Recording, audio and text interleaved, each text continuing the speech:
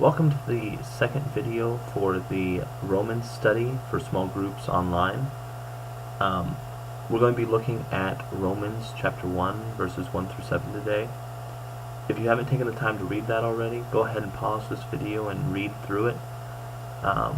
It's important that if you have the time to actually stop and maybe even write some stuff down, but I want you to at least have read it before we get into this, because I won't be reading through it verse for verse on the video. So go ahead and pause now and read through it. I'll be right here. Well, hopefully you took the time to read that either before or just now, and as you were reading, I hope you picked up on some of the key points and even maybe wrote them down. That's what I would suggest, is reading this before the video comes out, writing down some of the key points that you see, and then we'll compare notes basically. I'll go through and tell you what I saw, and then on the discussion boards, I want to know what you saw. I want you to post questions you had about something I said, or maybe you found something that I didn't talk about. And I will respond, and hopefully others will respond, and we'll be able to discuss all these different topics that are coming through the book of Romans. As time goes, some of the topics will pop up more than once. Others we may only hit on once.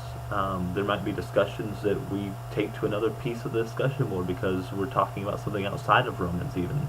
And the discussion board is there for you guys to just kind of talk to me and to each other about the topics that are there. Alright, so let's start looking at this. Verse 1 opens up with the word Paul, at least in like the NIV and some of the translations closer to it. And it's basically just saying, hey, Paul wrote this letter. And then it goes on, and the third word in the NIV says servant. And I want to look at that word for just a moment because it's a key word that often gets overlooked. I did before I learned about it, and just most people do, because we think servant, we think someone who is working for God. And I mean, that's what we're doing, right? But servant is actually translated from the word doulos, or something like that. And it's this idea that he's actually a slave. I mean, that's the better translation of doulos, is slave. And it's goes into this idea that he's not just working for Jesus, he's actually owned by Jesus. And he doesn't just do this as his day job, this is who he is. He is owned by Jesus. So that's just something to keep in mind, is that anytime we see the word servant, at least most of the time, it's talking about being a slave. Not just working for him during the day, it's not just something you do, it's who you are. Now, as we continue on, we see the phrase set apart. That's the other one I want to look at in verse 1. And it's just real quick idea that Paul is different, that God had plans for him and he knows it, and he's trying to follow through with those. Into verse 2, we see that it is the promised gospel. This isn't just something that magically was made up, that they put together. This was something that was promised by God to the world. And what was promised? Well, he lays it out in verse 3 through 6, just in case they don't know.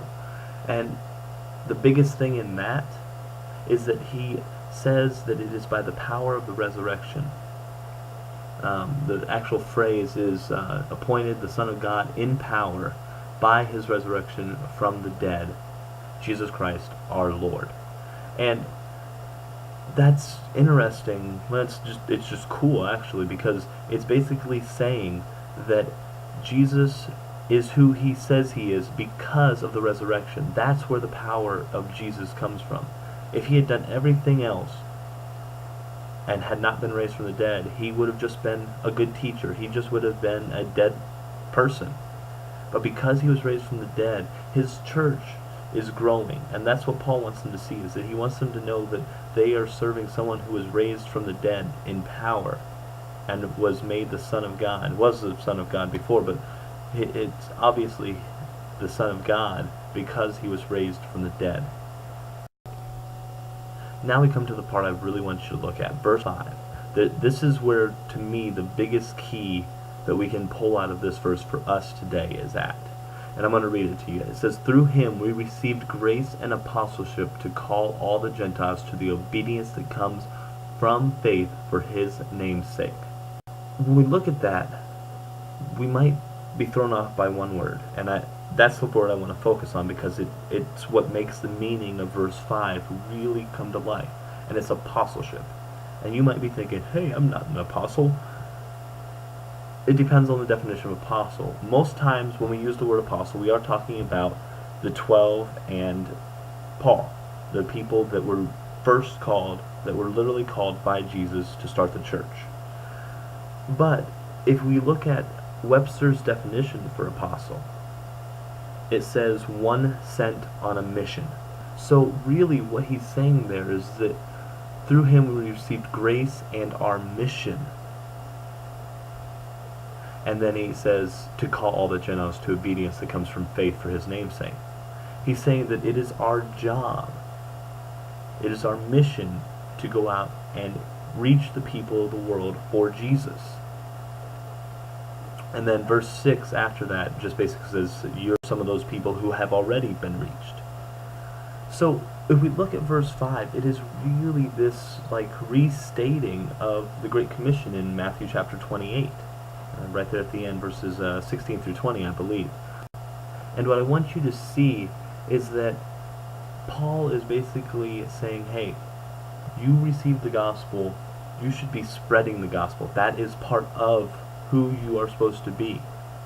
So this whole idea that we are people who are Christians, but we don't need to be telling people that's someone else's job is just ridiculous, because Paul says that it is our apostleship, that we receive grace and a mission from God when we become a Christian. And to finish out this section, verse 7 is just the closing of his intro, just saying, hey, this is who I'm writing to. So that's the first section, verses 1 through 7. Really simple overall, one major key point, several other smaller ones, but just tells us a lot about the letter.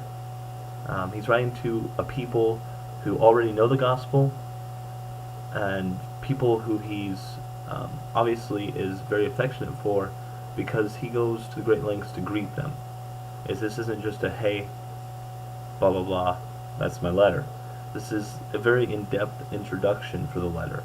So this is a people that he probably cares a lot about, and we'll see that in the next section, which the next section I want to look at is going to be 8 through 17.